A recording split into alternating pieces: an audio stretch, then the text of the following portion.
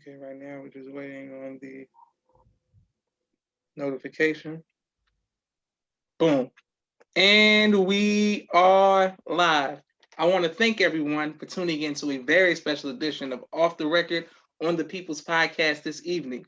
We have an incredible guest with us, one who's going to give us some amazing information as well as inspiration, and that is none other than the soldier and martial arts expert known as Brother Abdul Sharrieff Muhammad. Assalamu alaikum, sir. Walaikum salam, black man. This means a lot to myself, my family, and the viewing audience that you would come to the People's Podcast and share with us your life journey, sir. Um, well, the first thing we want to know is when did you first hear the teachings of the Most Honorable Elijah Muhammad? 1988. 1988. It was actually August of 1988. It'd be 33 years next month that I've been in the nation. Um, I was working on the west side at they don't even exist no more. Track auto parts store, and I was working as a cashier. And it was a brother who I like to refer to him as an angel because he wasn't even in the mosque. He wasn't even in the nation. Yes, sir. And in between customers, he and I was discussing religion, and he was telling me that the black man or black people were the chosen people of God, and I was arguing it down like, no, man, it's the Jews that's the chosen people of God. And I grew up in the Church of God in Christ, man. I was at church every Sunday, man, for 18 years, every Sunday, Mm. and so I'm putting out my information and he's putting out his information. And I'm thinking I'm winning because I'm coming from my understanding. Yes, sir. And by the time the end of the night was, we was getting ready to lock up. I asked him, I said, man, this dude Farrakhan you was talking about, where could I find out more about him? And little did I know that he had won the argument because he had made me interested in Farrakhan. Mm. So in LA, there used to be a bookstore, not a video store, on Slauson and Vermont called the Life Force. Brother Marvin used to own that shop, and he told us where we could go. So I don't know what day that was that he and I was talking, but on that Saturday, me, and Brother William, who grew up with me in my neighborhood, and he also came into the mosque with me at the same time. He and my little brother. We went down there to Life Force and we walked in, and Brother Marvin, a short little bald head brother, said, we asked him what would be a good tape. We heard about this dude Farrakhan, and what would be a good tape for some brothers who ain't never heard him before. And he gave us a tape called entitled The Blackmail and Endangered Species. Mm. We took that home, watched it. I think before we took it back, we may have watched it about, man, maybe 3, 4 times. And back then the minister used to speak down there 3, 4 hours. Long, brother. But we watched it, man, and I was hooked from the time that I had seen it. And when we took the tape back to him, he told us where we could go to the mosque, which at that time was on 45th and Western. And that Sunday I had to work, but William was off. So him and my brother went to the mosque. And they came back and I asked them, how was it, man? They said, oh man, it was off the chain, man. It was bad, man. They got this little short bald head black dude. Man, he be throwing down. They was talking about our former brother Abdul Wazir Muhammad. May Allah be pleased with And I'll him. be pleased with him. Yes, sir. And so I said, man, I'm going next week. And then so the following week, they scheduled me to work again. I told my employer, man, I was gonna quit if he didn't let me go. And he didn't let me off. And so he started laughing. He said, no, you can have off. So we all went down there, back to the mosque. And I see Brother Wazir was speaking again.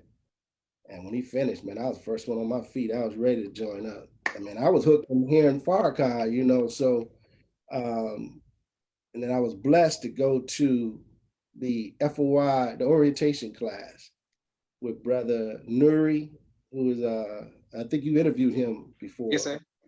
Brother Nuri and Brother Eugene, to me, one of the two of the best orientation process and teachers that I've ever met in my life. And they had me, they even hooked me even more. And from that point on, man, I was hooked, man. So August of 1988, man, that's my induction into the Nation of Islam, man. Minister Abdul Wazir, Brother Nuri, and Brother Eugene, they just was they were the ones, man, by Allah's grace. Praise be to Allah. Beautiful. My sister Miriam sends a greeting. Sister Minister Aisha from Phoenix sends a greetings, and Brother Captain Deshane sends a greetings as well. We return the greetings. Yes, sir. What was it like? The climate like in towards the Muslims in 1988 in Los Angeles? What was it like back then?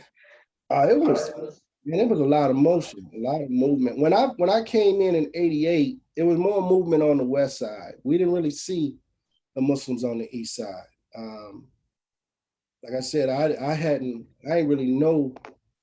really have a good understanding or even really knowledge of Muslims. It's a funny story. Me and my brother laugh about it now, but when I was probably like I think maybe eight, somewhere in between 8 and 10 years old, growing up on the east side in Watts, I had a brother, one of my friends.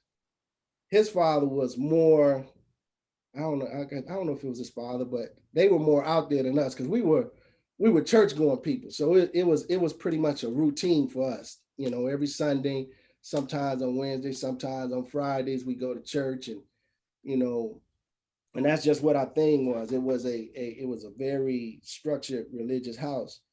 And but this brother, he, you get to when boys are together, they shooting jokes on each other.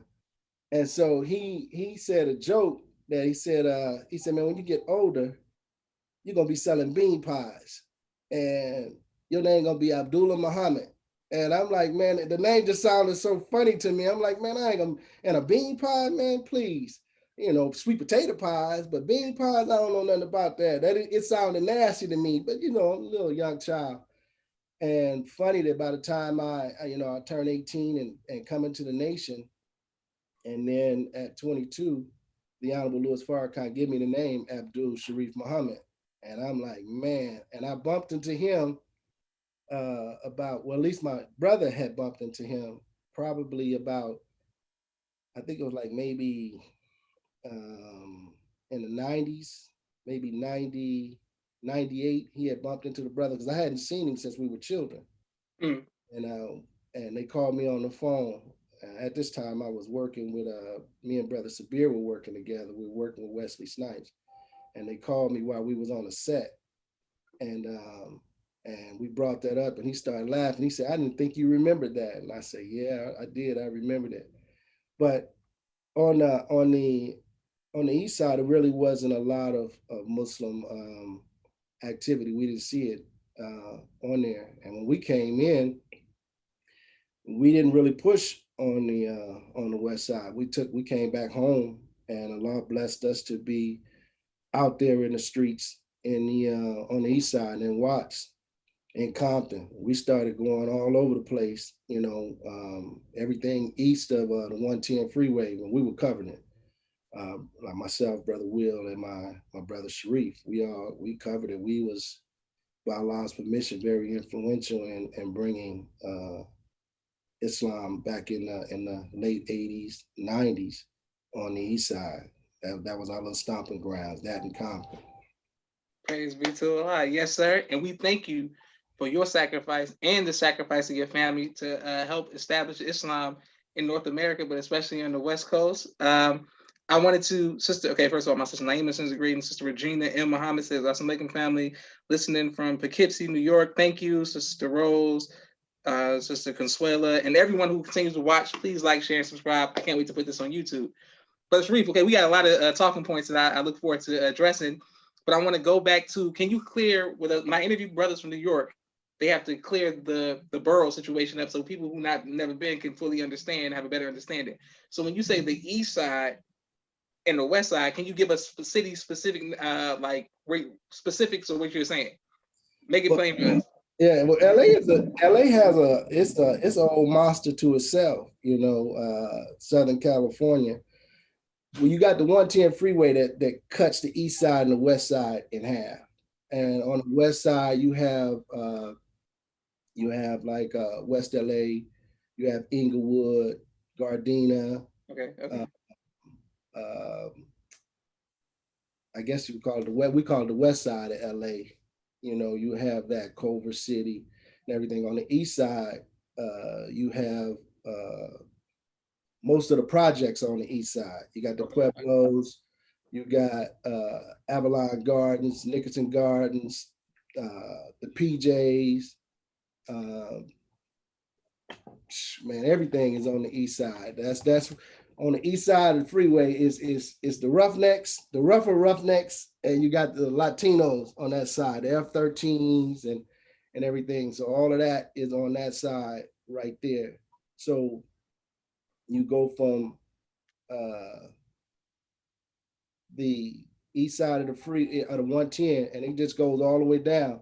It cuts through Carson and all of that. So but you know it stops on the side of there where Compton is. But everything on the east side of LA, I mean of the 110 freeway, is where everything at. Where I grew up is where the Bloods and the Crips started at on the east side, which is you know at Fremont High School and Locke and Jordan, although that's where everything pretty much kicked off at, and then it spilled over to the west side. West Crazy. side, they got a little bit more money on that side over there. They got a little bit of on the east side, you know, we scraping for pennies on that side. Yes, sir. Okay, well, you we gonna skip ahead. I'm coming back to some of the questions, but let's go right into it with you. The most I missed was Farrakhan named you. You said at 22 years old. Yes, sir. How did that Yeah. come about? Oh man, it had a little bit of drama and a little bit of everything. When I came in the nation by Allah's permission, I just went straight to work. And myself, and like I said, brother Will and my brother Sharrieff, we just was out in the field all the time. We were working, and I think probably 2 months of being in, we met brother Malik, Abdul Malik, um, and we started soldiering with Abdul Malik, and then probably about 3 months in, we met brother Shaheed, Hmm. um, and brother Shaheed kind of more appealed to us a little more. Malik was cool. We rolled with Malik, and we was bouncing between both of them. But Shaheed had a little bit more pull on us. His flavor was more our speed, I would say. And and he was talking about doing stuff on the east side. And so Shaheed stayed in Carson. And what we did is we started the Compton Moss in his garage. So we Hmm. would go fishing and we used to bring everybody to his garage and we'd have some Bloods and Crips and other people in his garage and we'd be drilling them. They'd be high, falling out because it was so hot in the garage. And we used to have to tell them, man, brother, give me your gun. They used to come to the training, the FY training that we were doing in the garage. They used to come strapped, so we had to take their straps and put them off somewhere. But they would come, you know. So the Compton Moss number 54 on this side was actually started with myself, brother Will, my brother, and Shaheed in Shaheed's garage, Hmm. and that's where we did everything. So um, I probably was with we probably was with Shaheed for almost a year or whatnot. Then I left Compton, and a few months later we got our number. That's how hard we were pushing.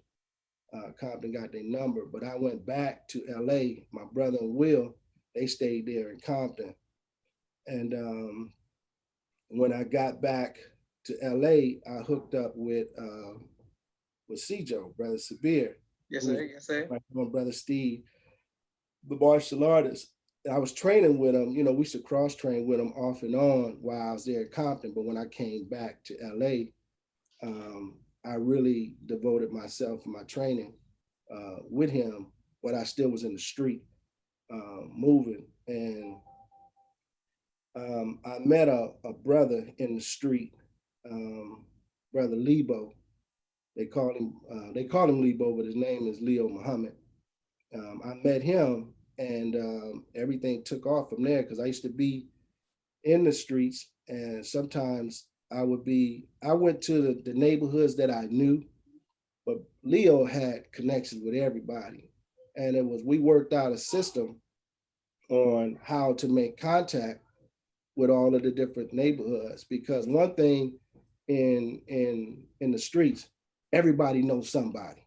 Yes, sir. And a lot of the big shot callers, they know people from rivalry sets.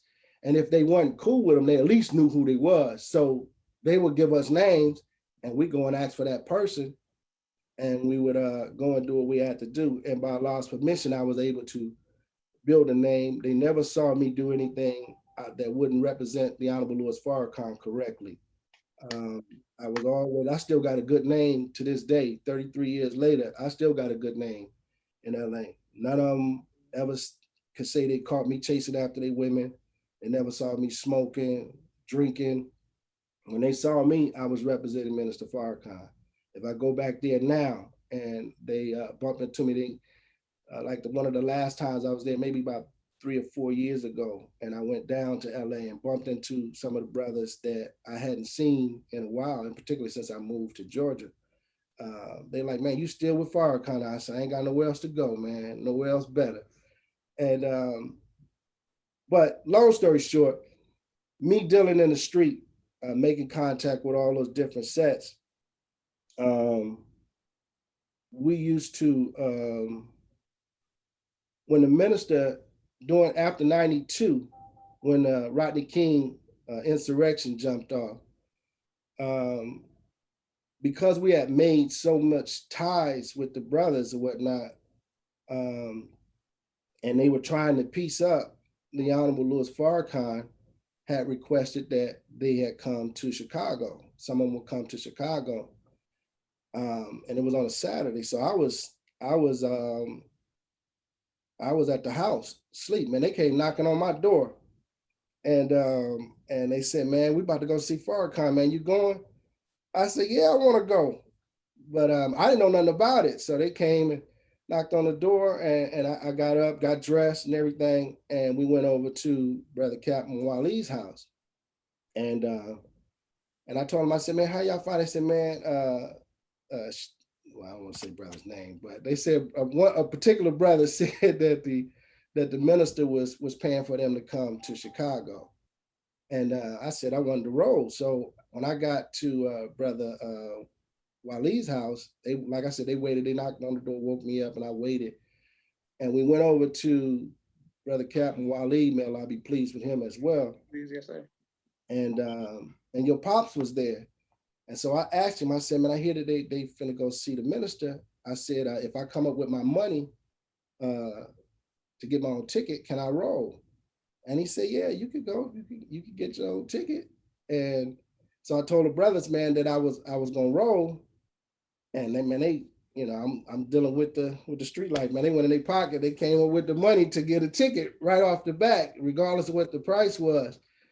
And then it was a little controversy about all of that stuff. And then eventually, we got a call back, and the details you can get that from your pops. I don't want to put that over here. But the long story short is that the minister paid for all of us to come. Mm. And, put us up in a hotel, and it was Father's Day, 1992, Praise. and we were sitting at the in the mosque, and he did his lecture, and then he invited us all back for dinner at the palace, and we're sitting up in the house, and man, I was ecstatic, man, to be inside the palace, because I had, come to Savior's Day a couple of times, and you drive by, you always go see the palace when you Yes, come, sir.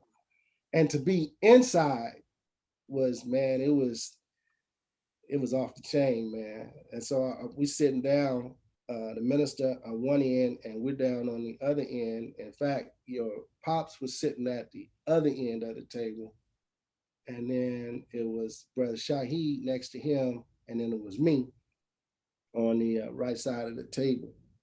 And so when the minister came in, we started talking, and then eventually We started eating, and little conversations going on. And then I can't say if it was right after the meal or whatever. The minister started going around the table. No, before we sat down, everybody was in, and we all stood up when the minister came. And then so the minister had us go around and introduce ourselves. And everybody introduced themselves. And when it got to me, and I said, who I was, and he smiled and he said, "Brother Mustafa, is this the young man you was talking about?" And he said, "Yeah," because Mustafa been knowing me since I was 18. He'd been knowing me since I came in. Mm. And and he just shook his head, and then he finished the introduction, and then we sat down and we ate. So when we finished, when the minister started engaging everybody in conversation, he started asking brothers, "How many children you got?" And everybody started coming out. Man, brothers had children out the woodworks, brother. Some of them had 12 already. So man, and I'm at this time I'm 22, ain't married, don't have no children whatsoever. And the minister, it was only two of us sitting at the table, didn't have no children. Out of I think it was like eight of us. I think it was about eight of us that came, and there was about two of us that didn't have no children. And so the brothers pulling out all these children. So when it got to me, and I, said, who I was again, and I said, "I don't have any children." And the minister looked at me and said, "You better start working on that problem, brother." So everybody at the table started laughing, and shoot, man, when I went home, I got working on that problem. Now married, I got 9 children and one on the way. So I'll be, inshallah, in November we'll have 10 children all together. So Praise be to Allah. see, I obeyed that instruction. So as we were talking more, he said when he came back to me, and he called out my name. So I'm eating, and he calls my name out, and my heart started beating because I'm like, man, the minister just said my name. So my heart started beating out fast and stuff.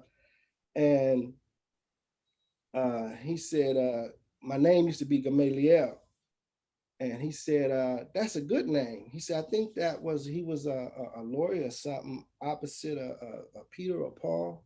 And he said, "Yeah, that's a good name." He said, "But I don't think it's as good a name as Abdul Sharrieff Muhammad." So which you went before he finished, I said, "Yes, sir. Yes, sir. I wear that name." I said, "Yes, sir." So the table just broke up, started, everybody was wilding out because they was happy for me and everything. And he told me, explained what the name meant, and said that I had the potential to grow into that name if I continue down the path and strive. And so, like I said, at 22, man, to get your name, I think I'd only been in the nation about 4 years then, and it was all due behind my working by Allah's permission in the streets with the Bloods and the Crips. So that's my story on how I got my name. Praise be to Allah. Yes, sir. My sister Naima sends her greetings. Auntie Sabira sends her greetings, family. Please return the greetings to you. Of course, Miss Aisha said, "Thank you for representing." Sister Valerie from LA says, "Assalamu alaikum, family." Sister Candy says, "Praise be to Allah." And thank everyone for continuing to watch the people's podcast. Okay, so Brother Sharrieff, my next question: how did your family and friends feel about you accepting the teachings? I got kicked out. Mm. When I joined the nation, um, I think I probably, like I said, when we started watching the tapes of the minister, that's what we would do. I was in college at Trade Tech. So when I got out of school and got off of work, we just go over to Brother Will's house and we start watching the tapes. And we were watching, I can't say we watched all the tapes, but we watched a whole bunch of videotapes, the VHS back then, of the Honorable Louis Farrakhan. I mean, whatever we can get our hands on, that's what we watched. And I think I was in probably about 3 months, 3 months, maybe 4 months max, I think. And my sister found a message to the black man in my room. I wasn't trying to hide it, but I guess she was being nosy, and went in my room and told my moms and my father. And when I come home, I think I came home from, I don't know if I came home from work or came home from school. And they called me upstairs and everybody in the family up there. You know, I had a big family. It's like 11 of us. So, I mean, everybody upstairs in the room. And so I come up and they say, "What's this? I hear that you didn't join them with the Muslims." And my pops ain't never raised me to bite my tongue, and he ain't make me no chump. So I say, yeah, I did. I joined the nation, and when you get all that information and you young, you I ain't never been no diplomat. I don't do politics and none of that stuff. But when you get the teaching and you find out you've been lied to all your life, um, you just be wanting, you just a rider then, and I didn't care. And so when they was questioning me, I was coming with the teachers, and my mother told me, she said, "Well, we go by the Bible here."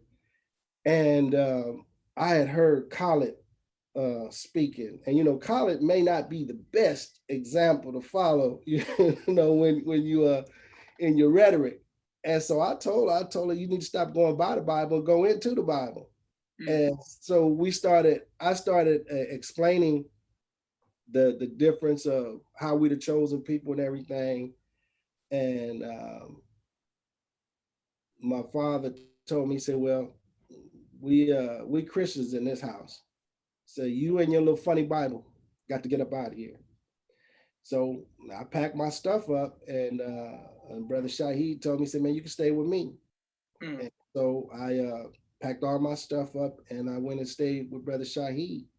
And I was with him, like I said, for a while until I decided to leave up out of Compton and go back to LA. But yeah, they put me out. I shouldn't say they. My father put me out of the house, and my mother went along with it. Far as all of my brothers and sisters, none of them to this day have joined the mosque.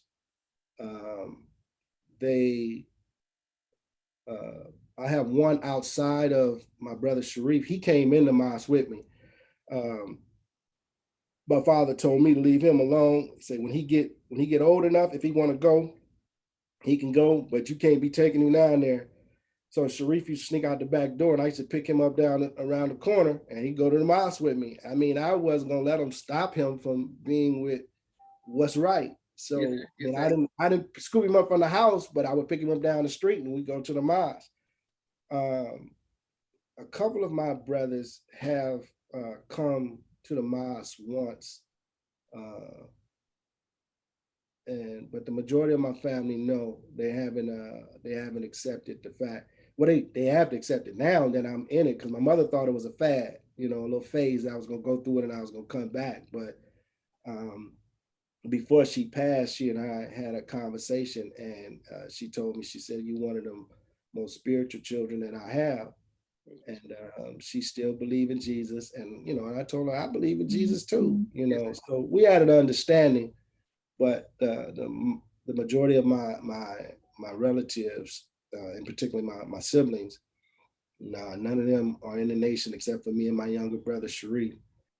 Far as my homies that I grew up with, the crew that I was most tight with at my younger age, coming up to graduating from high school and coming into the nation, um, they came in. A lot of them came to the mosque, but the two that I was real tight with, which was brother named Brother Eric and a brother named D, they came in. They got registered. So I don't think D is as active right now, but Eric I think is still active. I haven't spoken to him in a while.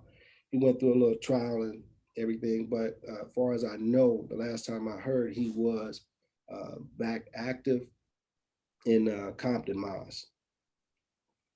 Praise be to Allah. Beautiful. And thank you, Brother Sharif, for your amazing testimony and your transparency. Sister Kulsum Akbar says, "All praise to Allah, Muhammad's army in LA, from the east side to the west side. We salute you." and thank everyone who's continued to show love and support. Okay, I have a quick 60-second commercial break for all of the sponsors of the People's Podcast. But when we come back, we want to get to the bottom of you being trained by so many men on the military side, but also being trained in the martial arts side. Both two things that I'm very interested in and intrigued to know why you chose what you chose, and why you still train the way you train. So we look forward to hearing that and your celebrity encounters working with so many different celebrities in executive protection. If Yes, you sir. all would like to be a sponsor or a donor to the People's Podcast, we greatly appreciate it. Please cash app the People's Podcast. Thank you very much. My brother Rashad, Street Premier Media Production. He has a 4K camera and a drone. He does television and film editing. If you need any of that work, reach out to him. Thank you very much. My sister Miriam, ABC I Love Me, children's book and coloring book, both of which are available on Amazon. Please get those. My sister Naima, Stay on Point Dance Academy, LLC. She teaches ballet virtually to young girls all across the country and in the studio right here in Atlanta, Georgia. Our brothers out of the West Coast, MTS Car Bros, any make, any model, any year, 30 to 50% off. They'll ship vehicles to you all anywhere in the country. Thank you very much. Our sister Rashida Rafat, if you are working on a book, and Raw Communications, if you're working on a book and you need copy editing, project management, content development, media relations, or consulting, please reach out to our sister Rashida Rafat with Raw Communications. She does an amazing job. Also, out of Houston, Texas, Sister Melville Muhammad. The Elevated Places is the school out of Houston, Texas, where I am what God says I am. They make young engineers, young architects. They do a great job. Sister Sharrieff Muhammad, Asiatic Minds Online. If you want to send your children to school virtually to be taught the knowledge of self and the knowledge of high science, please reach out to Sister Sharrieff Muhammad, AsiaticMinds.com. Brother Kenneth, bow tie maker extraordinaire. He'll ship bow ties to you anywhere in the country. Thank you very much, Brother Kenneth. The Law Office of Warren Fitzgerald Muhammad, helping our clients get justice due to injuries with negligent intubation and anesthesia. Thank you very much to the Law Office of Warren Fitzgerald. We're coming right back to our brother Sharrieff, Abdul Sharrieff Muhammad. Dr. Henry M. Carter's Turkey Legs right here in Atlanta, Georgia. Brother Rashad Muhammad, COVID-19 disinfecting cleaning services out of Chicago.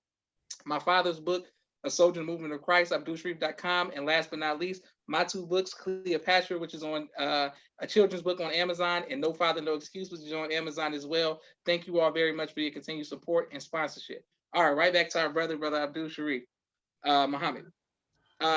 Martial arts. So when I met you, when you watched us grow up, and my mother had a very high regard for you, saying, all the work that y'all would do, traveling with the minister, dealing with check posts, extraction, things of that nature. But when I got older and I saw you were doing martial arts in Atlanta, BKF and things of that nature. What is it about the martial arts that you enjoy, and why did you choose the style of karate that you chose, or style of fighting that you chose?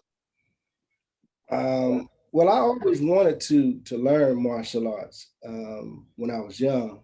Watching Bruce Lee movies and watching the different what they call Asian cult movies, the Flying Guillotines and Wu-Tang and all this. So I grew up wanting to learn, but coming up in a family of so many children, 11 children, Pops really didn't have the money to send us to learn martial arts.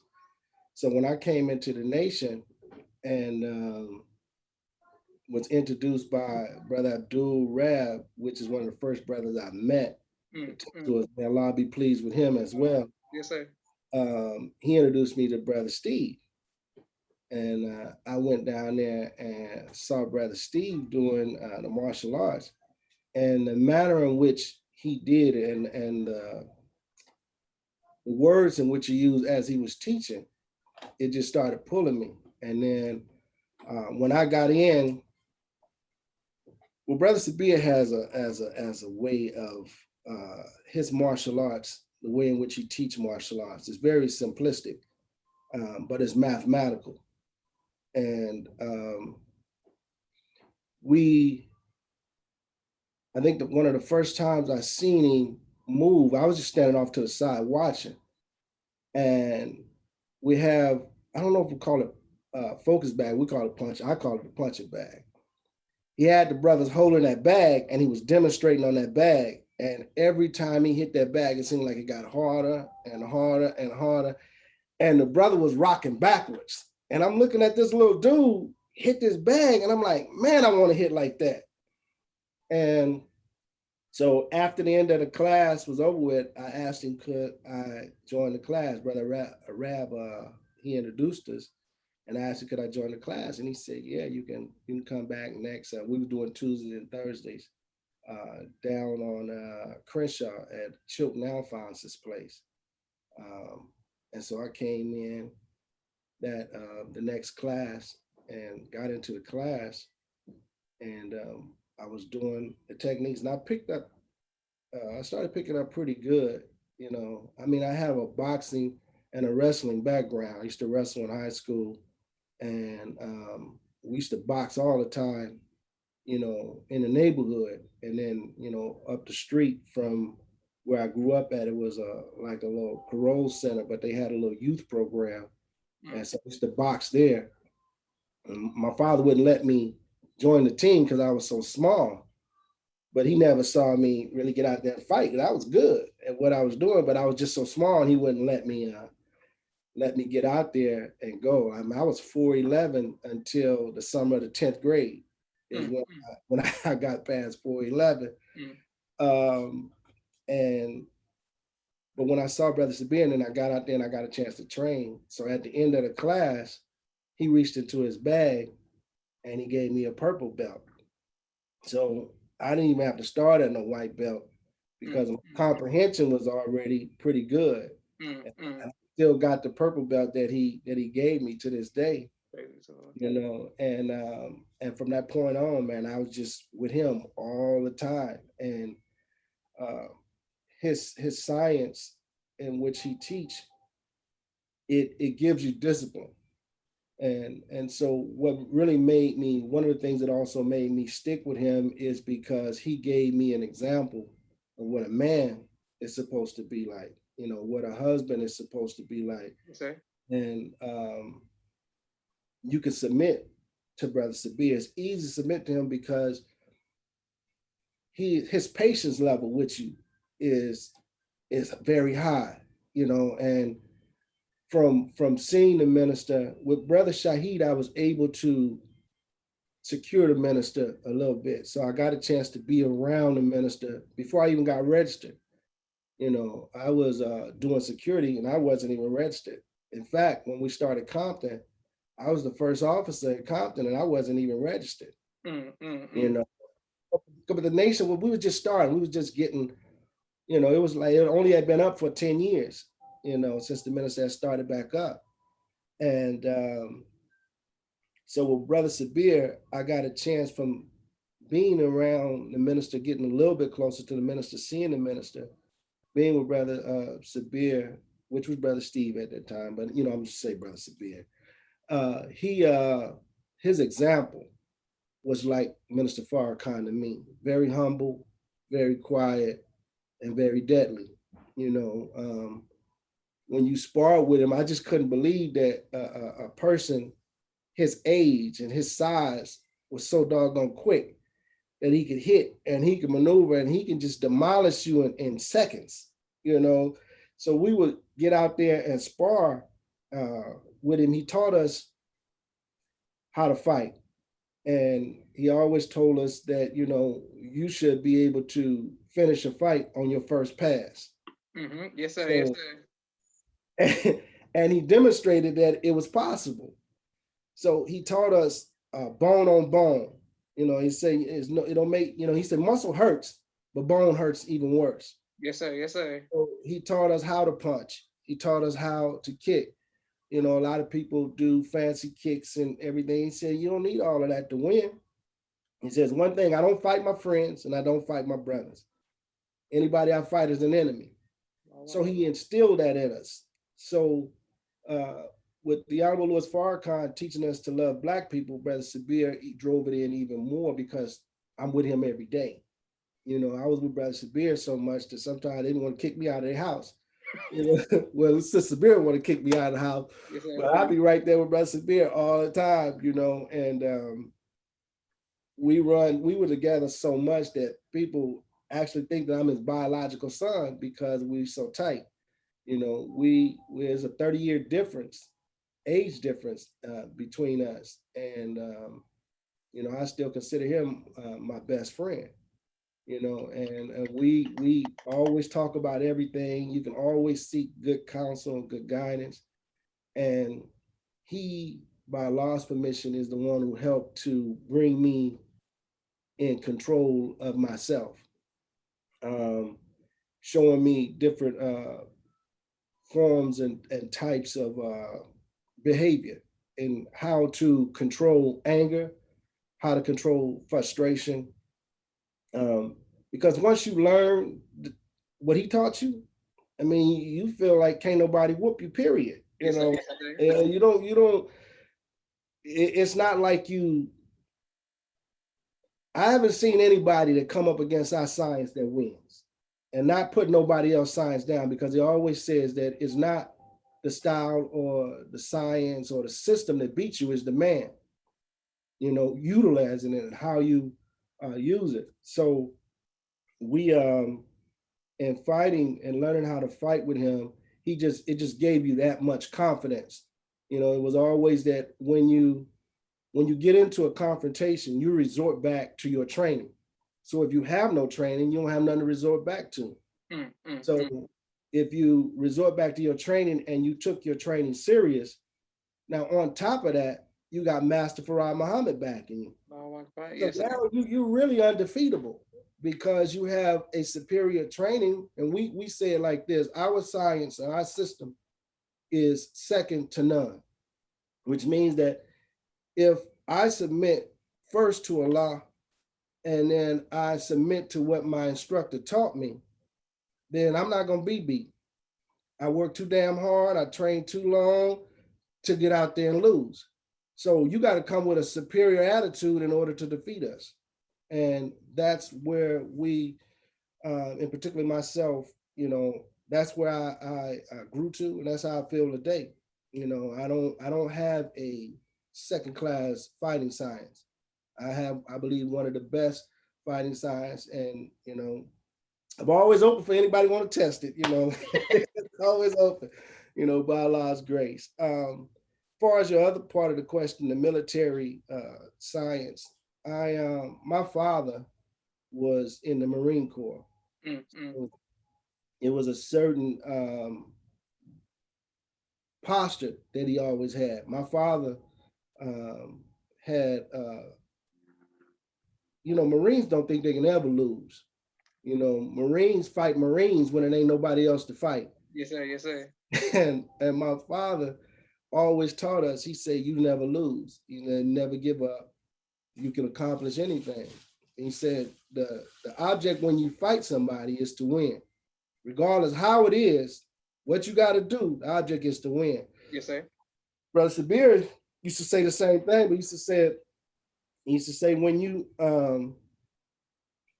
get into a fight, if you have to fight, the object is to win.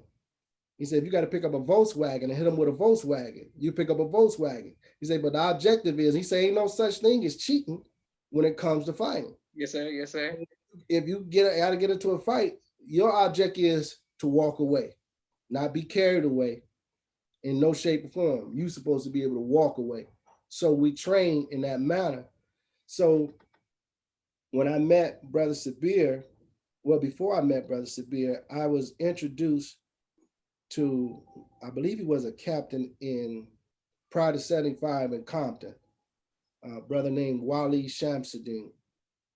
And he shared with me the how they used to break down squads prior to 70, at least how he used to break down squads prior to 75. And I adapted that in my formation when I would be dealing with men. The first officers staff in Compton, I trained all of them by Allah's grace. Um, and with brother, I'll move on to Brother Sabir because he's the one who really drove it in. He used to always teach that when it comes to men, you have to show them how much you care for them. Yes, sir. And you don't ask them to do. Because I heard a lot of people since I've been in the nation talk, they use it turns as a slogan. I'm not gonna ask you to do what I'm not willing to do or haven't done or are doing. And coming out of some people's mouth as a slogan. But Brother Sabir wasn't like that. He literally did what he asked. If he said go run a mile, he was running a mile. He said do 100 push-ups, he was doing 100 push-ups with us. Jumping jacks. I mean, whatever. We're going out into the field to push the papers. He didn't give us the papers and send us out there. He was a captain and went out into the field with us. Even though he wasn't the best paper salesman, he'll tell you that today. But me either. I'm not the best paper salesman, but I can fish, and so that in mind is always the thing in which I carried. Allah bless me. My mother was very organized. She had to be organized to raise 11 children and nobody get strung out on drugs, nobody get caught up with alcohol, gang violence, and things like that. Her organizational skills was top, and I had good organizational skills. I had a good military understanding. My father used to talk military. I used to talk military with Brother Sabir. I got a chance to meet a brother who what they say was one of the coldest captains on the West Coast. What was his name? Can't remember it. Rashid Ali. He was the Western Regional Captain prior to '75, and I got a chance to meet him a couple of times and just listen to how he talked about how handling moving men. And Brother Sabir used to always teach that you put your men first, and that's one thing that I always took to heart. So when we go to eat and everything out and we on post, I always made sure that brothers that are on post that they got a chance to eat before I ate, because that's what he did. He used to eat so slow. He'll tell you in a minute. He used to eat so slow, brother. I used to have to eat in his plate so we could go. But I used to dig in his plate and eat his food because he was eating so slow. And so my military training and my military background from my father, Brother Sabir. I also give credit to Brother Shaheed, Brother Malik, being around them and watching.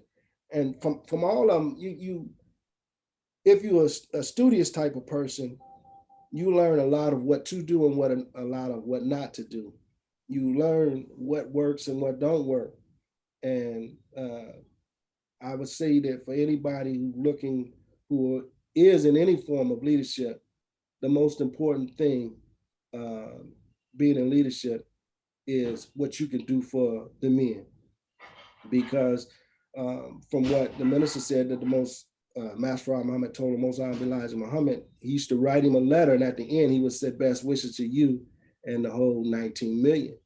And the minister said that the Honorable Elijah Muhammad's importance was because of his love for the 19 million.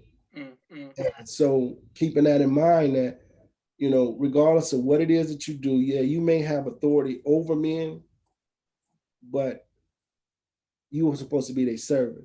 You're not their Lord, you're not their master, you're supposed to be their servant. So most of the times, I can't even say most of the time, well, I would say that most of the times that I got in trouble in the mosque because I was standing up for the men, looking out for the men. And that's my thing. I believe that these are Farrakhan's followers, because a lot of people that you run into inside of leadership, inside of our nation, a lot of them weren't leaders out in the street.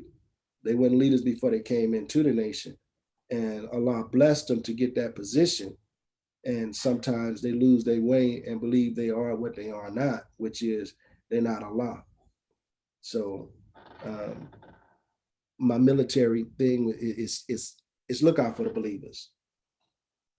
Praise be to Allah. Yes, sir. And thank you again. What was it like working with Dr. Khalid? What was it like work being around him? Khalid was a trip. He was a trip, but Khaled was a soldier. Khaled was a soldier.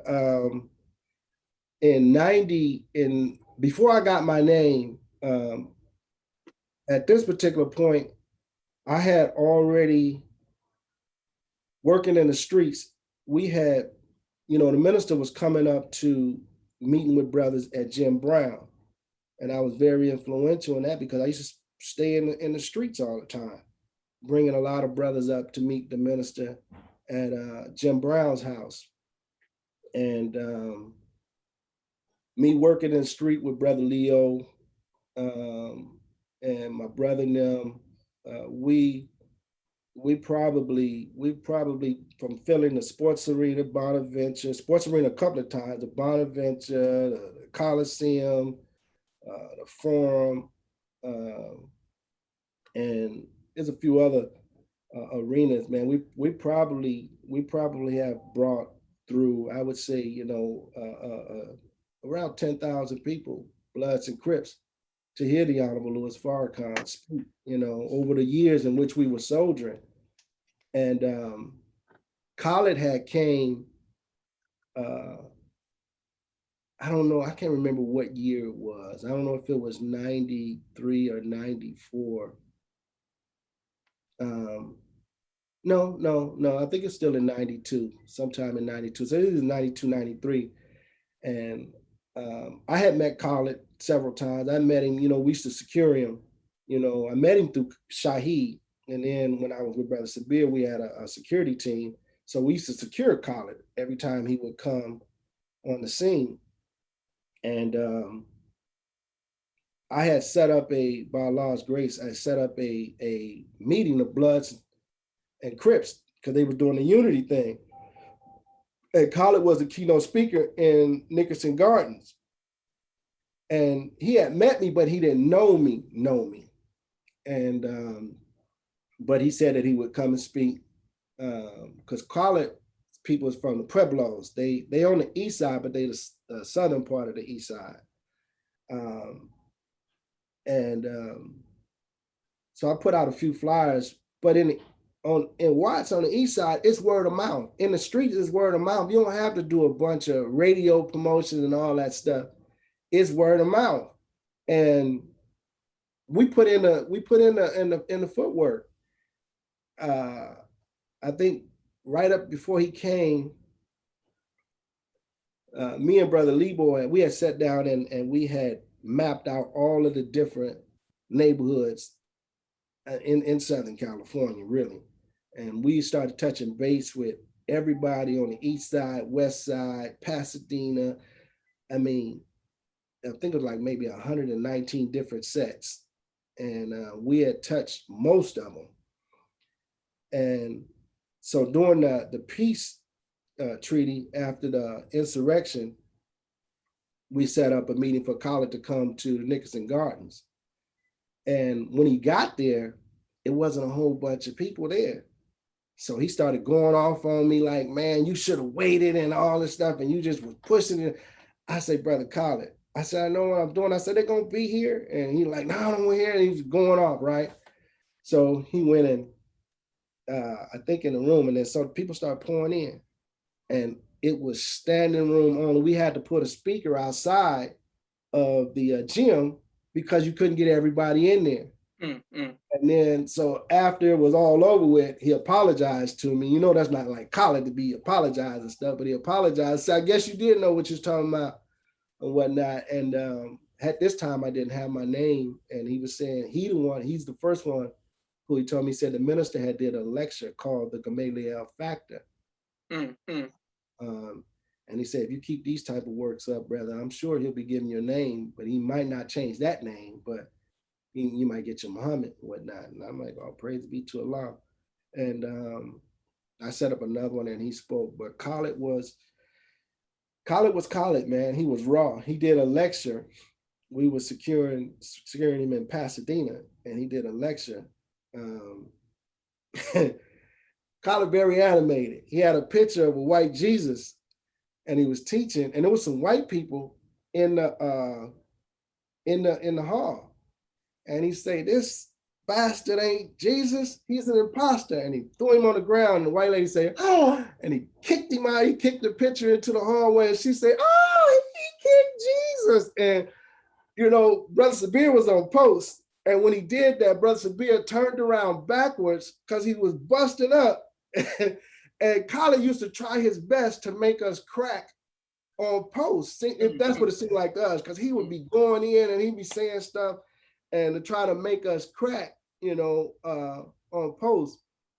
But yeah, Khaled was funny, man. He was funny, and he was when he was with the minister, man, he was to me, he was a great help because I mean he could go in and he could deliver a lecture and he could battle with anybody. They bring up books, you know, Khaled used to keep a whole bunch of books. So he could go into the Bible and everything else. So, you know, I learned from Brother Khaled is to, you know, stand your ground when it comes to the minister. Don't back down. You know, you speak what you know. And if you don't know it, shut your damn mouth. You know. Beautiful. Praise be to Allah. What was it like working with Captain Wali? Wali was different. Wali was he was a skillful brother. I didn't like Wali at first. I really didn't like Wali because Wali used to do things to brother, in my opinion, he used to do things to brother Steve that used to, you know, tick me off. And young and not knowing, you know, I used to want to beat Wali's backside, you know.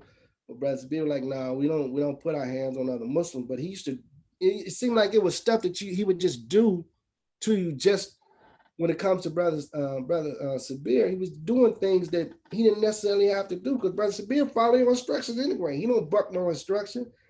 Now, if it's crazy instruction, he ain't gonna follow that. Yes, sir. But anybody know brother Sabir, he's easy to get along with, very peaceful, very humble. And so, like I said, I didn't really like brother Wali, some of the things in which he would do, but brother Wali would let us work. That's one thing that I did like about him, because when it came time to do maneuvers, brother Wali gave us carte blanche. You know, we had the freedom to move and do the different things in which we had to do. And after Wali was no longer on that post of regional captain, he explained to brother Rab that the reason why he did what he did to us was to show other brothers how they should stand up and be men. Because even if we didn't like the instruction, we followed the instruction and we voiced our opinion. And if it wasn't in conflict to what the teachings were, we followed the instructions. And Brother Wali was saying he told Brother Rab that we were a group of young men because we weren't yes men.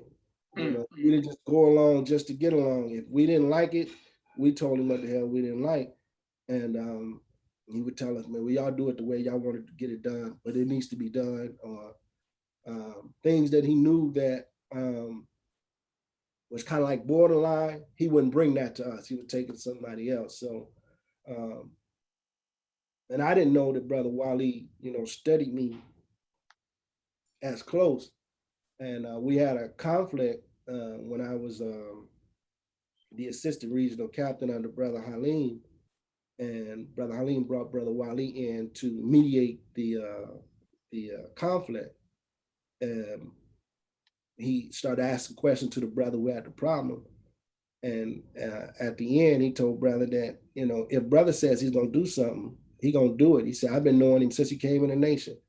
And he might be a little rough around the edges when he speak or do things, but he has always kept his word. And so I thank Allah that he saw that my word was my bond. And I strive to do that to this day. Praise be to Allah. Yes, sir. What was it like working under Captain Halim? Halim,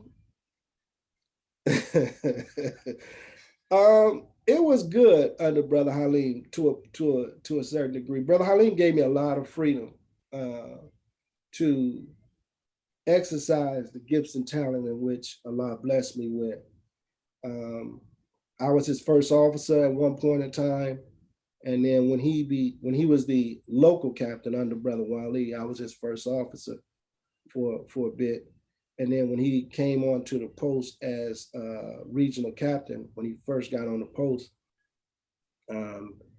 he came to me before he actually got put on the post and asked me if I would help him um, to I guess run the region, and he offered me the position, and I told him I would, and I came on as his assistant regional captain.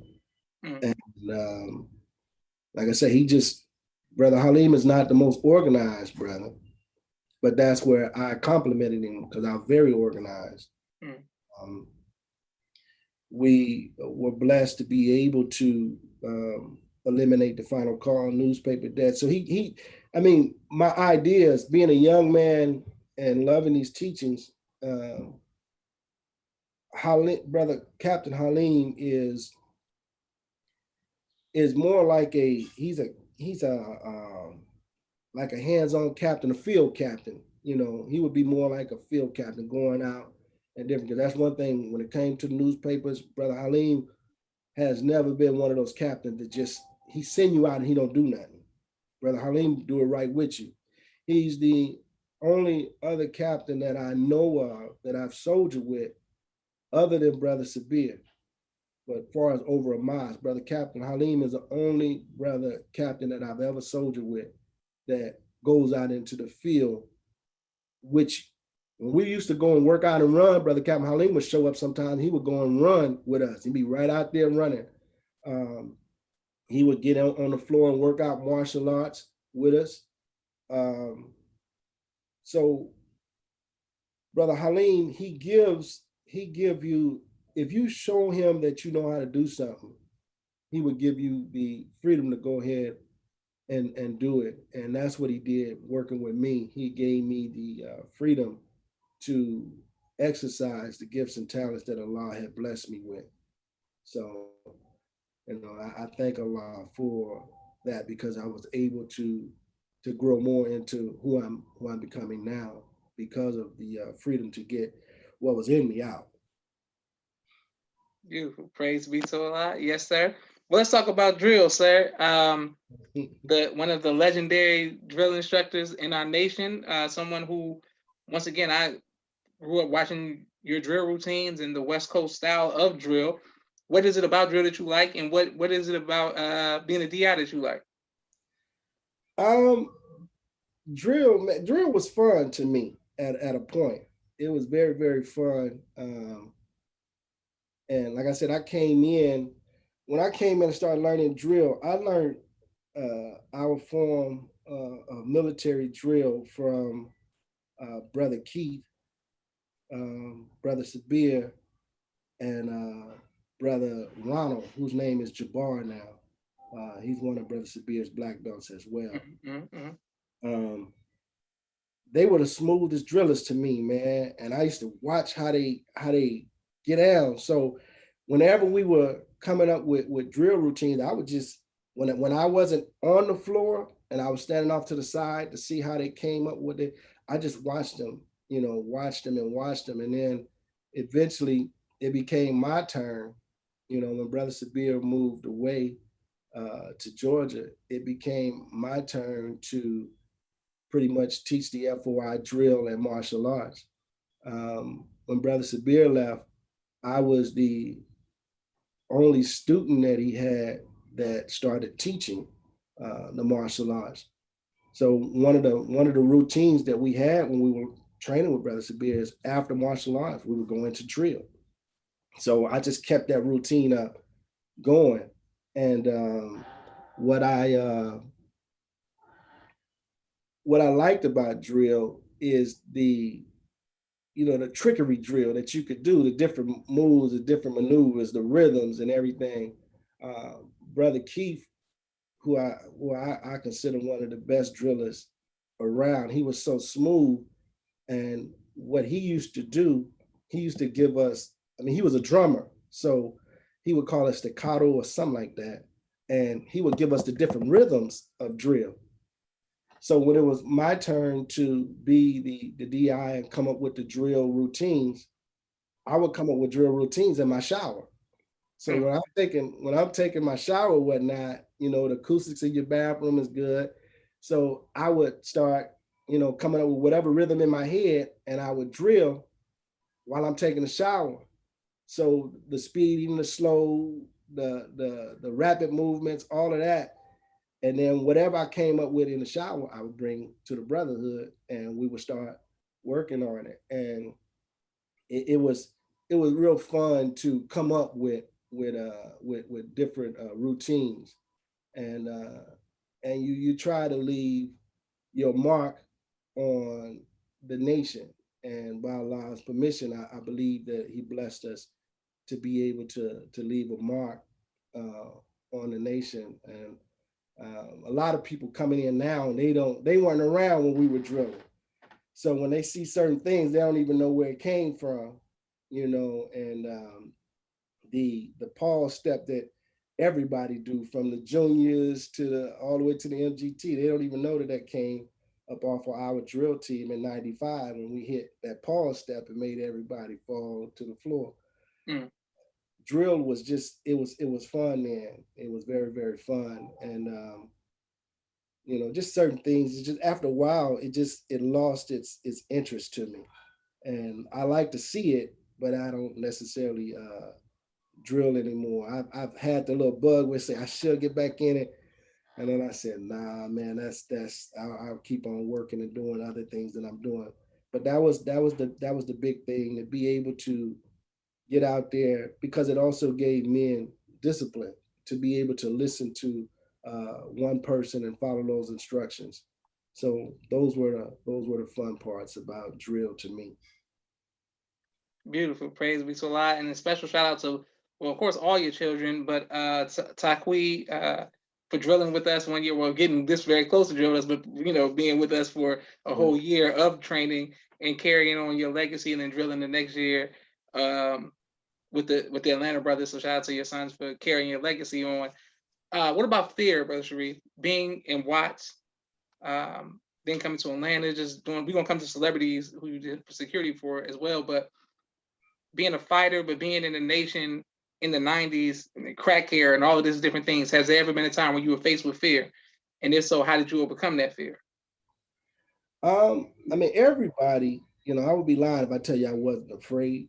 You know, there has been moments, some I can speak of, some I can't speak um, of moments when fear comes in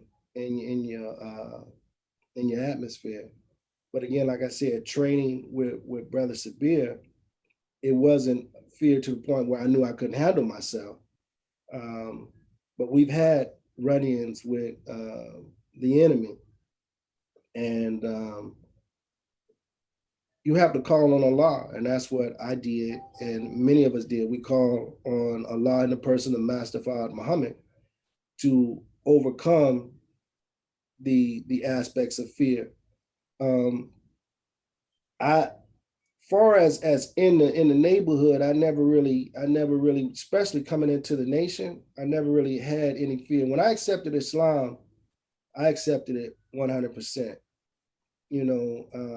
And I believe that what the minister was saying to us was right and exact. So fear pretty much went out of the door, because growing up before Islam, you couldn't catch me in the projects.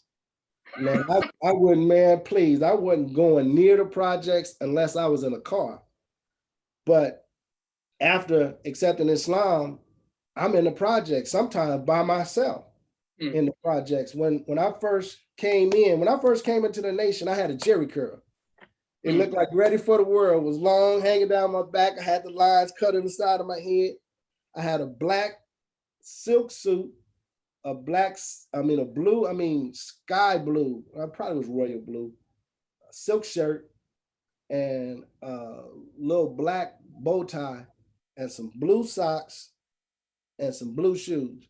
And I'm in the blood neighborhood Mm. talking Islam. And they was like, blood, you killing me. They covering their eyes. You blinding me with all that flu on. You blinding me with all that flu on. That's all I had. That's the only suit I had. It was a prom suit, after prom suit. And that's all I had, but that's what I went and soldiered with.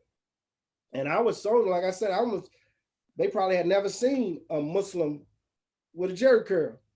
So I'm holding like that, and I watched the tape, the Spook Who Sat by the Door. That's what made me cut my hair. You know, I didn't have no hair on my face, no way. So it wasn't really no problem with me shaving, nothing. But I had saw one of the tapes, and brother Malik Farrakhan from LA, you know, he got naturally curly hair. So I thought it was all right. I thought he had a Jerry curl from the thing, because I ain't know no brothers with naturally curly hair. Yes, sir. Yes, sir. So I said, well, he got a Jerry curl, so I can keep my Jerry curl. But I didn't see nobody else like that. And but after watching that tape, about a month or so after I came in the mosque, I decided to cut the hair off. But far as when I came into the nation, man, fear, I can't say that it never crept up, but it never got a chance to overpower me to where it make me afraid, because I just called on Allah, and I'm out there, with the what they would consider the worst of the worst. I used to go by myself uh, to crack houses, and the brothers knew me so well that when I came, they would say, here come that Muslim again," and so they would shut down the crack house, and I would literally, I was on F time at this particular point, but I didn't stop working, and I would go over to the hood, and I would go inside the crack house. They put all the drugs away, they put the money, they put the guns up, they stopped selling, whatever the case may be, and I would teach Islam to them. And then they would politely say, they wouldn't smoke no weed and none of that stuff. They'd say, "Brother, we need to make our money, man." I said, "All right, I'm gonna go." And so I would leave them a tape and I would leave.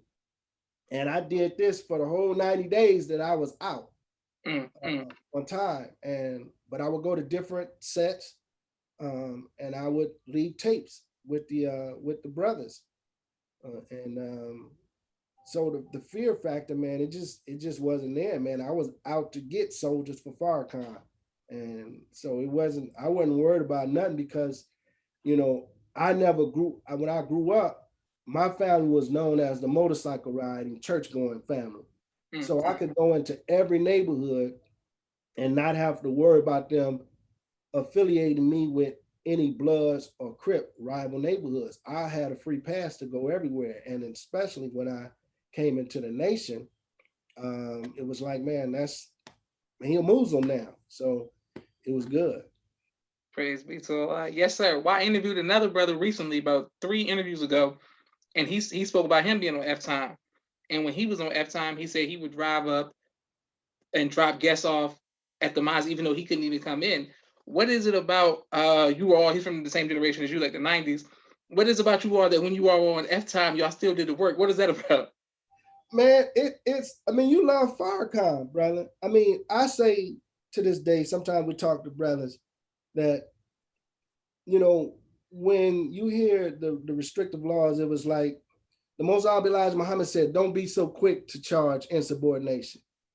You know, and um, we didn't come for no post. I ain't know nothing about no military. Far as the nation being a military, I thought it was just a religious organization. I didn't know we had a military bearing to us. When I joined, when I came to, I shouldn't say joined, but when I accepted Islam, I didn't know anything. I didn't know nothing about no lieutenants, no captains. You know, I'm thinking that it's gonna be deacons and other stuff like that, because that's what I come up out of. Yes, sir. So, but when you come and you fall in and you lock into Farrakhan, and that's the key thing I believe for any believer, is when you come in, you lock into Farrakhan, because we say that we shouldn't be personality worshipers, but we will be personality followers, because it's certain people that you're going to look at as a mentor that you can look and say, man, I want to be like that person, whether it be male or female. And if they got good characteristics, good qualities, you're going to follow after those.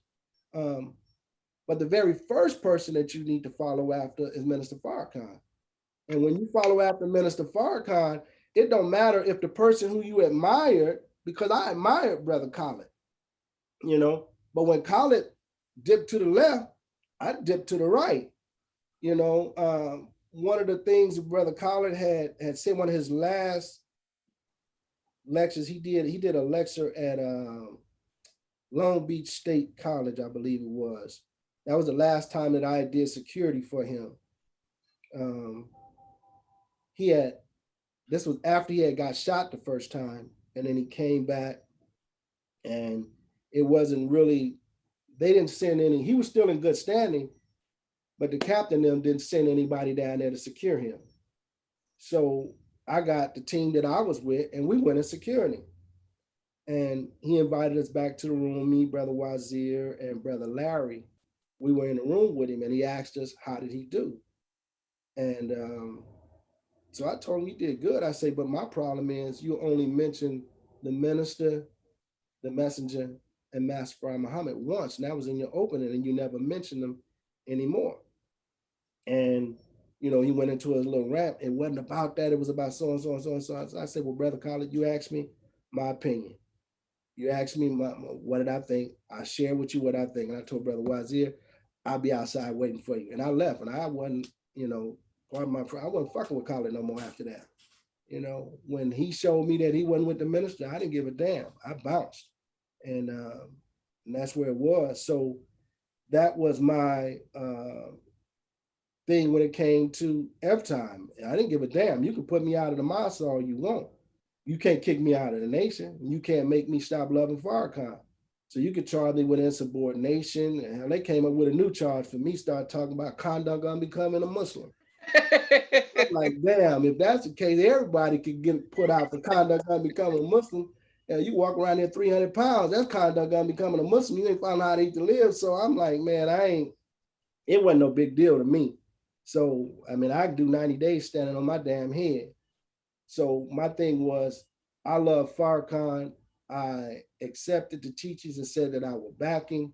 So regardless whether you put me out of the mosque, tell me I couldn't come to the mosque, I didn't come for you. I came for Farrakhan and to help him. So, and that's where it was. I stayed to this day, soldiering to help Farrakhan. I didn't been put out of the mosque so many damn times, man, for some whatever the case may be. But it don't matter to me. I ain't going nowhere. I ain't got nowhere else to go. I got, ain't nowhere else better to go than to be with Farrakhan. So, I mean, putting me out of the mosque, out of a damn building, that don't mean nothing. I'm going to keep on soldiering. I'm going to keep on talking to people and trying to bring them to the Nation of Islam under the teachings of the Honorable Elijah Muhammad and the Honorable Louis Farrakhan. So that's where it was. I mean, back then it was a thing, and that's what we did. Most of the brothers, if you came in, you got locked into Farrakhan first before you got into anybody else. So if you got F time, then you took your time and you just soldiered while you was on time. Praise be to Allah. Yes, sir. You sent me a picture earlier for the YouTube link. I can't wait to post up. And please thank everybody who's watching and continue to like, share, and subscribe to people's podcasts of you at the Million Man March. How important was the Million Man March during your time, the climate leading up to it, and how did it personally impact you? Oh, brother. I mean, you really, if you was there at the Million Man March, you really can't even, it's hard to even get the words for it. We soldiered, we shared with the brothers, as many brothers as we could, because the minister said, don't pay nobody way. So, I mean, we talked to the Bloods and Crips, telling them about the Million Man March, and a lot of them did come, but I mean, we're not helping you to get there. You got to get there on your own. And at this time, Minister Malik Saeed is the regional minister now. He was Minister Tony back then. And so we would post up on him at the Million Man March. Myself and Brother Sabir and a few other brothers who was on our team. That was our post with him. And to come out there on that mall like at 5 o'clock in the morning and see all them people. And then by noontime when the sun really came up and you saw, I mean, as far as you could see, people on top of people, you could literally, the atmosphere was so that you knew that the Honorable Louis Farrakhan definitely had to be who he said he was. The Honorable Elijah Muhammad had to be who he said the Honorable Elijah Muhammad was, because there's nowhere in the world that many black men gonna come to the call of some chicken pig feet eating preacher. Yes, sir. Yes, sir. Yes, You sir. know, and so for the minister to make that call and then go to work, outworking all of the members of the Nation of Islam to get the result in which showed up, it just was a rewarding feeling to be a part of it. So I can tell my children, man, before you was even born, I was soldiering with God's man. Being out there to be able to see the people, greet the people, and try to represent the Honorable Lord Farrakhan to the best of our ability, there to be servants of the people who were coming there to hear the Honorable Lord Farrakhan's keynote address to us. It's another one of those links that weld your chain together. So it's like, man, the Million Man March is a testimony that Farrakhan is God's number one man on the scene. So that link is welded. So you gotta come with a blowtorch to cut that link loose. Yes, So you sir. can fall out. So man, I strive and I pray Allah that from the different experiences that I've had over these last 33 years of soldiering to help the Honorable Lord Farrakhan, that when our time comes for our ultimate test, that I can stand the test of time, and I can either, if I gotta perish, I want to die the death of a righteous Muslim. Beautiful. Yes, sir. Thank you, and thank everybody for the likes and the showing you love and support as well. What has been your greatest trial, and how have you overcome that trial? I'm still dealing with it, brother. To be honest with you, my greatest trial is dealing with the politics inside the nation. That's the greatest trial that I have. I'm not a politician, man. I wasn't raised to play the political game. I can't kiss nobody's ass just because you got a post. And that's my biggest thing, is learning how to deal with people and their personalities when they're in leadership. And I haven't learned how to deal with that yet, because I'm gonna say what I'm gonna say, especially if I see you, in my opinion, doing something wrong to one of Farrakhan's followers. Damn it, I'm gonna say something, and you can't whip my ass, so I ain't worried about that. So that's my biggest trial, how to deal with, and because I can't play the politics, but how to deal with people in leadership where they don't feel threatened or feel that they have to that they got to try to squash my manhood, because that ain't gonna happen. Yes, So sir. maybe I'll learn it before I turn 60 or 70 years old. Maybe I'll learn it. Yes, sir. Okay. What has been your greatest joy, sir? My greatest joy, man, is in the nation, man, being number one, a follower of Minister Farrakhan, getting a chance to meet the minister, being able to conversate with the minister, have him, know my name, say something to me, not in a general meeting, but one on one. I've been blessed to be able to be in the room with the minister, just me and the minister. I've been able to hold a post on the minister, on the rostrum. So being around the minister has been my biggest joy. And the minister shot a joke about me one time. We was in San Francisco, and we were soldiering down there, and he was like, "Allah blessed me to deliver." You know how people say they take off their hat to you. Yes, sir. Yes, sir. And the minister said, "Allah blessed me to deliver such a wonderful message." That brother right there took his hair off for me. So, so we, he was in one of those moods where he would shoot jokes on everybody. So that's one of my biggest joys of being in the nation, is being around a minister, and being a father. Striving to produce children and raised them up to love Islam. All of my children that have come of age have made the decision to become registered members of the Nation of Islam. And they're actively involved by Allah's grace and permission in the nation. You know, a few years back, we almost lost Taqi. Yes, sir. Yes, You sir. know, he had was in school down at Tennessee State, and he had got sick with encephalitis, um, and I went down there and picked him up and brought him home and took him to the hospital the next day, and they admitted him, and he was in the hospital in and out of consciousness for about 14 days. They couldn't figure out what was going on with him. And I joke with him now, but I'm serious that, you know, before he went and had his near-death experience, Taqi was a whack rapper. You know? His lyrics were just terrible to me. You know, he had no flow, none of that stuff.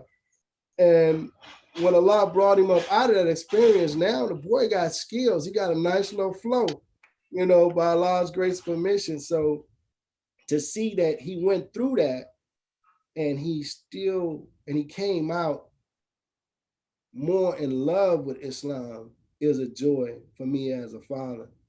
And my other children, you know, Shakira is my oldest, and she's out doing her thing. She got her own little business and she's moving forward. I hope she take her behind back to school and finish up schooling.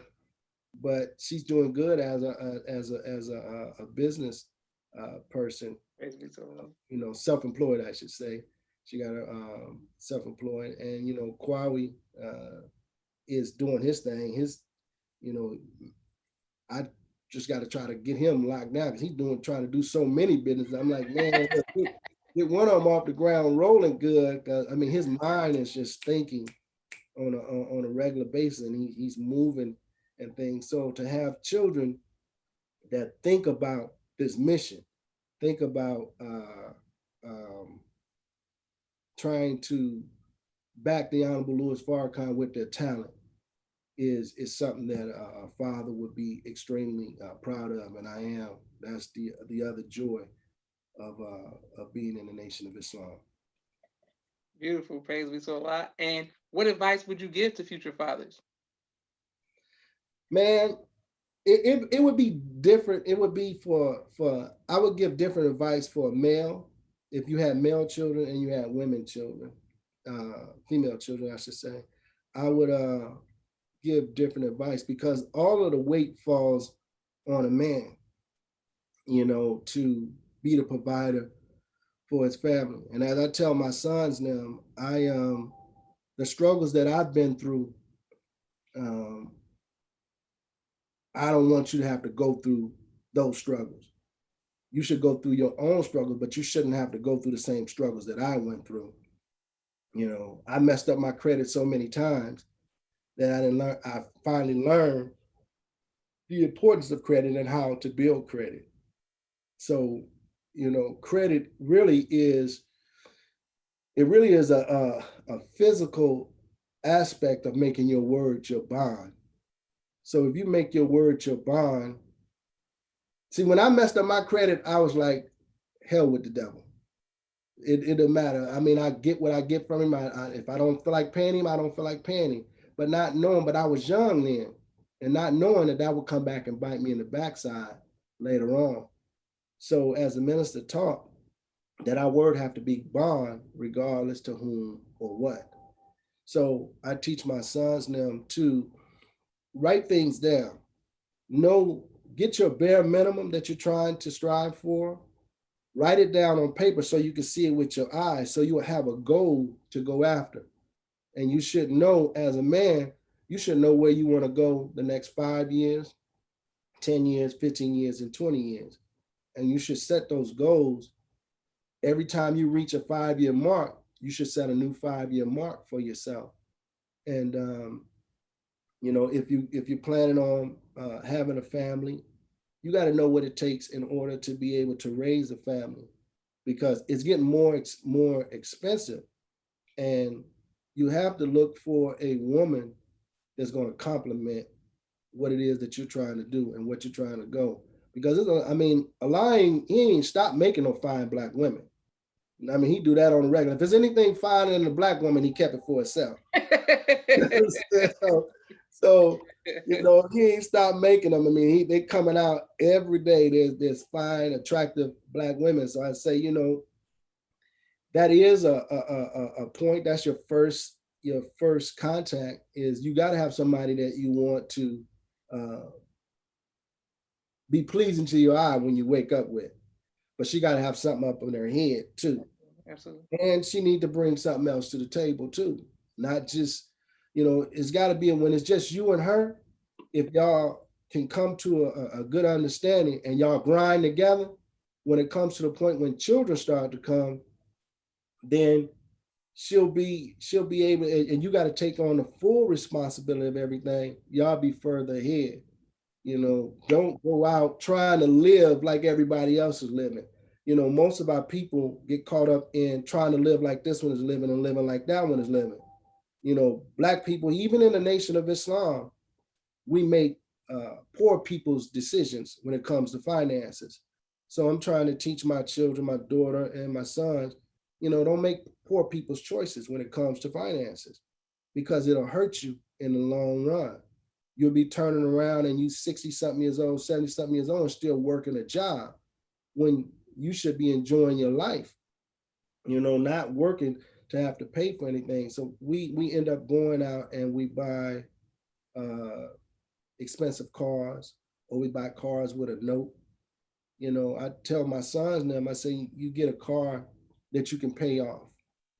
Either you can pay cash for it or you can pay it off within a year. That's the type of car in which you get when you first start off because you don't have major responsibilities right now. And then you stack your bread. You got to stay on a job or create a job for yourself where you can have job verification for 2 years.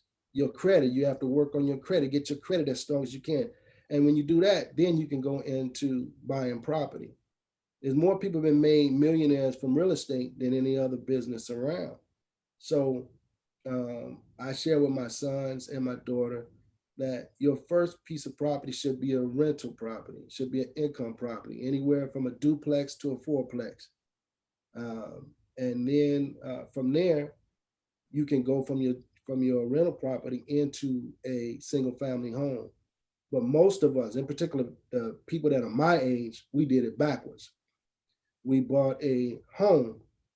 We don't have an income generating property that's going to continue to gain value and give you money. So instead of buying an asset, we bought a liability.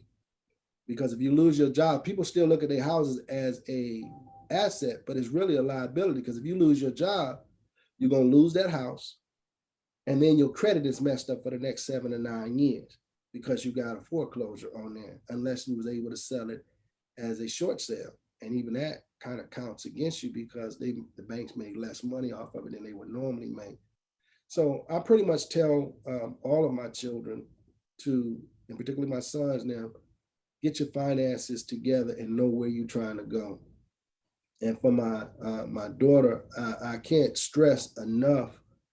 Uh, I know that it's a shortage of men out there, but if you can wait until Allah send you one. Do the things that is pleasing to Allah, and He'll send you the FOI that you're supposed to get. Because selling for a Negro, there ain't nothing but problems.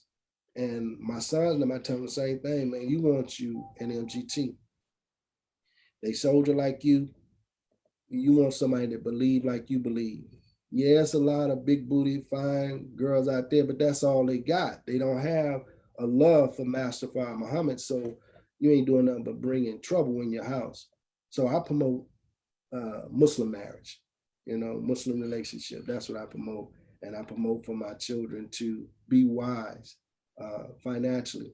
And if you grind hard during your 20s and your 30s and your 40s, you could be free to go anywhere and everywhere you want to go because you've accumulated enough assets to be able to do what you need to do. Beautiful. Praise be to Allah. Yes, sir. Well, Brother Sharrieff, one time we were on a detail for the most time Mr. Farrakhan, I want to say around 2010. He was working on his album. This is when you were the first officer here in Atlanta, Georgia. And we were in somewhere in Cobb County. But yeah, we were like in Cobb County. And Wesley Snipes came to come see the minister. And you were there and during that same time period, because that's the first time I never met Wesley Snipes before I met him. And he, talking about Brother Steve or Brother Sabir, and you all knew him. What was it like working with Wesley Snipes? Wesley was real cool, man. He was a real down to earth brother, and the pay was definitely good. The pay was definitely good. But Wesley was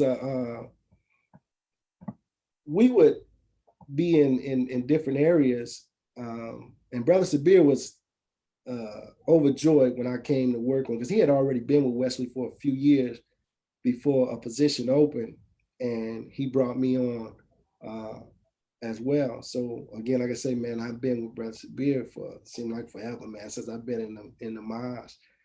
And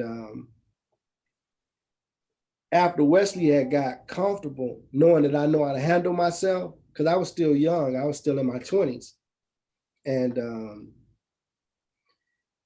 he didn't really know. He knew of Brother Sabir from, studying martial arts and all that stuff, but he didn't really know me like that. And my FOI training was in when I was working with him because I had worked with Wesley just as a regular security person on the White Man, what is it, White Man Can't Jump Okay. back then. And he didn't really remember me then. But as far as being his personal security along with Brother Sabir, when he got comfortable and knowing that I was one of Brother Sabir's students and I didn't play with my stuff, that I really knew how to handle myself, man, he used to leave Brother Sabir in the hotel and he'd call me, and Brother Sabir used to laugh, and I didn't know what to expect, but he was like, Brother Steve, you can stay here. I'll take Sharrieff with me. And Brother Sabir used to laugh and, give me the degrees of walking. I'm like, why is he laughing? He was laughing because we just was at the set at 4:00 in the morning, shooting all day. We just got home, say we got home probably like, say, 7, 8 o'clock, showered up. And then Wesley wanted to go back out, and we had to be back at the set again at 4:00 in the morning again. So Brother Steele was laughing because he knew that that's what he used to do. So man, it was cool, but it was tiresome, brother, because we would go to clubs and he would party all night. I don't know how this brother partied so long and then come back in early in the morning and shoot a movie and do his scene and do his lines and not mess his lines up and none of that. And when we would get together in the morning, man, I'd be yawning because I didn't drink coffee and all that stuff. And Brother Sabir just be laughing. He's like, now just imagine, I used to have to do that all the time for the last few years before you came. So I'm thankful you here, Big Black, and start laughing so you can go and I can get some rest. But it was real cool, man. We had a lot of conversations with brother. In fact, brother, when I first got with him, um, I think it was like the last week or the 2 weeks prior to Brother Sabir moving to Georgia, I filled in on the movie that they were shooting. And they thought I was real quiet, but I ain't know none of them. So I'm doing my job or whatever. I'm doing what I'm supposed to do. And then Weston like, man, you so quiet, man. You don't say nothing. I said, man, I'm just doing my job. And so he opened up by cracking a joke on me.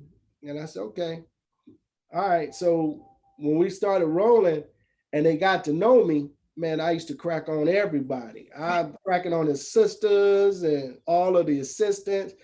And they say, man, you have sure had us fool. We thought you was real quiet. I said I was until I got a chance to know y'all. And since y'all down to earth, I might as well be down to earth. Okay. But it was real good with brother. And he fronted me the my money that I needed in order to buy my wife a car. He fronted me the money. Before I even got paid and did the hours, he fronted me, and I took care of what I needed to take care of. And then when I paid him back, he was like, man, he said, man, people don't pay me back. He said, they get my money and they go. He said, you the first person to ever really pay me back money. It's not the first, but one of the first few people who pay me back my money. And I didn't even have to come and ask you for it. So I thank Allah for that training. But he was real cool, man. Wesley was real cool. Great. Yes, sir. What is your favorite celebrity to ever work with, that you ever work with? It would be between him and Michael. It would be between him and Michael. I've worked with a few. I've done Teddy Riley and Guy. I've secured Jesse when he came to LA a couple of times. I've secured Al Sharpton and Jamal Fanaka, Marie Fanaka. These were the writers of Penitentiary and stuff, the movie Penitentiary. But it would be between Wesley and Michael, because Michael was real. He was real cool, real down to earth, and we would talk about the minister. And he didn't know all that we were capable of doing. Like he was at one of the locations we was at. His daughter fell, and she cut her head right over her eye, and I have a little bit of first aid training in my background as a medical assistant. So I pretty much patched her up and put the little butterfly stitch on to try to keep it closed, and got her to we took her to a plastic surgeon to get her eye fixed. And she wouldn't let nobody else change the fitting, because they said we had to keep it changed for a certain, keep it clean. And she wouldn't let nobody else change it but me. He was like, man, what else do y'all know how to do? He said, can y'all give me a list of everything that y'all know how to do? And he said, I didn't know that everybody was that talented, that y'all had multiple skills. And so we just, all the brothers that was with me, we wrote down everything that we were qualified to do, and we gave it to him and everything. But Michael really loved the minister, from what I could tell. He had nothing but good conversation in reference to the minister. We doing our job. He would just call us in sometime and just start talking. And he really loved the minister. So I had fun with both of them, both Michael and Wesley. So I mean, it would be a toss up between those two. Praise be to Allah. Yes, sir. What type of music do you listen to, Bro Sharrieff? I listen to I can't say I listen to all kind of music. I listen to R&B, but my favorite music is jazz. Okay. Listen to the modern jazz.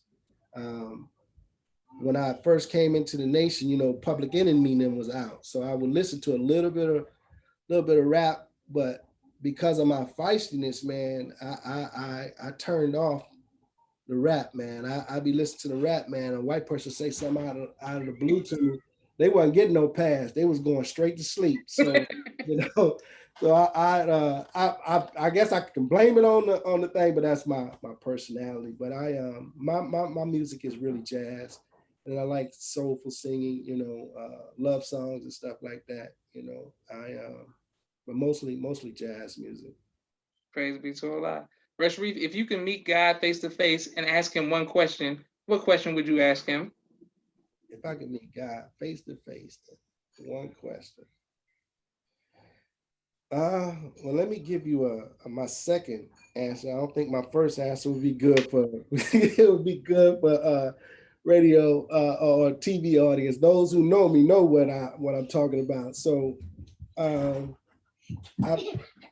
probably, and as you can see, he just ran from where they had him. They couldn't catch him. Mooney, let me finish, man. Mommy, finish. Yeah, let me finish. I guess my if I could ask him any question outside of my first response, it will probably be, are we gonna get a chance? I'm a sci-fi man. like Okay. sci-fi movies. Okay. Okay.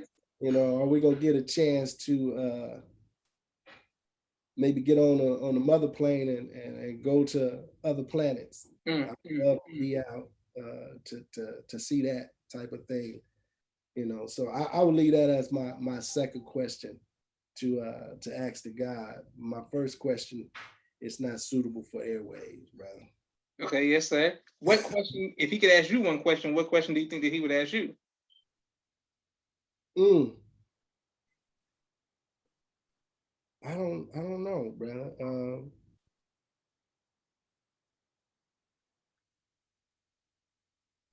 I really couldn't say, brother, what question I think that the guy would ask me because unless he just want me to hear my own answer, because he would know what I would say to any question that he would ask me. So just so that I would know what it is. No, I really don't know, brother Josh. Okay. Yes, sir. One last question for you, and I want to thank you again. Yeah. What do you want your legacy to be, brother Sharrieff? Um, I really don't think about a legacy. But if I had to, I mean, the thing that I would want people most to remember me by would be that um, I tried my best to be the best helper to the Honorable Louis Farrakhan and be the best father that I could be. That I trained and raised my children to love Islam and to love our people and to be make their word their bond and stand strong for Islam. Um, that would probably be it, man. I just you know I just want to be known or remembered as being one of those who didn't compromise when it came to backing the Honorable Louis Farrakhan, because nothing else really matters. If you're not with Farrakhan, with me, as far as I'm concerned, you know, almost the hell with you if you ain't trying to back Farrakhan.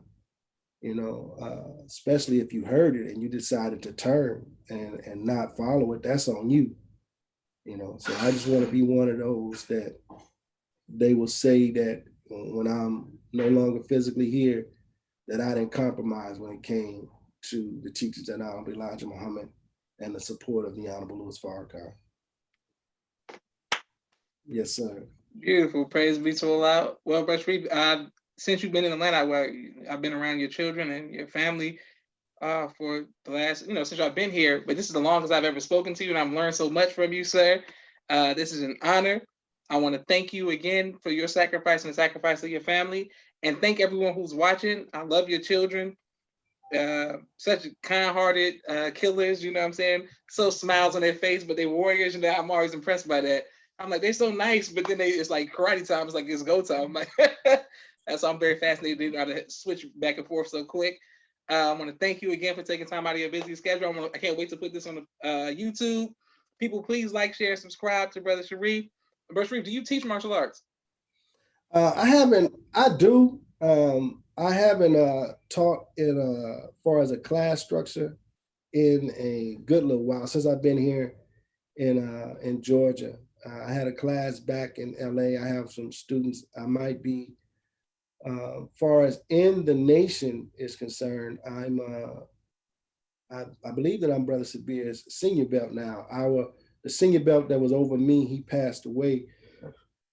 I think it was last year, and I believe that I'm the senior belt far as Muslims is concerned now. I hold the rank of senior grand master. Okay, okay, okay. I don't know.